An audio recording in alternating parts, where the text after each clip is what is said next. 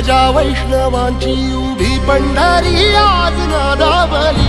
तुझे नाव ओटी तुझे रूप ध्यानी जीवाला तुझी आस गा लागली. जरी बाप साऱ्या जगाचा परी तू आम्हाले कराची विठू माऊली.